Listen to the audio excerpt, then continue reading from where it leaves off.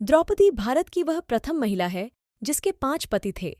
द्रौपदी का विवाह अर्जुन के साथ हुआ था, लेकिन पांडवों के मां के वचन के कारण उसे 5 पांडवों की पत्नी बनकर रहना पड़ा था। द्रौपदी की 5 पांडवों से शादी होना उसके पिछले जन्म में उसके द्वारा मांगा गया वचन था।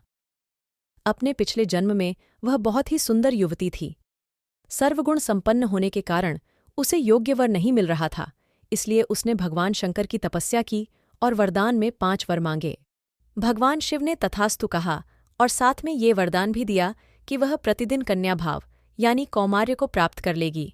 लेकिन पांडवों के साथ द्रौपदी ने कैसे समय बिताए, इसके लिए श्रीकृष्ण ने उसे ये सुझाव दिया कि हर साल वह पांडवों में से किसी एक के साथ ही समय व्यतीत करे। जब वह किसी एक के साथ हो तो उनके कक्ष में कोई और पांडव प्रवेश न करें।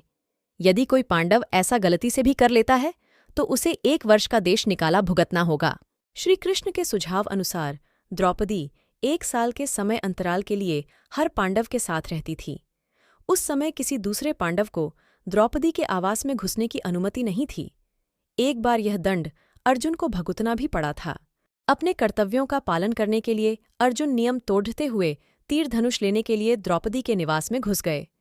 उस दौरान द्रौपदी युधिष्ठिर साथ में थे, इसलिए अर्जुन को 1 साल के लिए राज्य निकाला दिया गया। अर्जुन और द्रौपदी की 1 साल की अवधि समाप्त हुई और उसने युधिष्ठिर के साथ समय बिताना शुरू किया।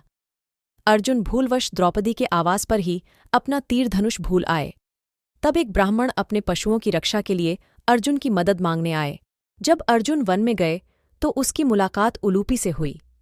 वह अर्जुन पर मोहित हो गई और अर्जुन को अपने नागलोक में ले गई। उसके अनुरोध करने पर अर्जुन को उससे विवाह करना पड़ा। इसी समय अर्जुन को एक शूरवीर पुत्र मिला जिसका नाम इरावान रखा गया। द्रौपदी के 5 पुत्र थे। द्रौपदी ने 1-1 वर्ष के अंतराल से 5 पांडव के 1-1 पुत्र को जन्म दिया था, लेकिन दुर्भाग्यवश इन 5 पुत्रों को अश्वत्थामा ने मार दिया था। ऐसे ही और वीडियोस देखने के लिए लाइक, शेयर और सब्सक्राइब करें इस चैनल को। धन्यवाद।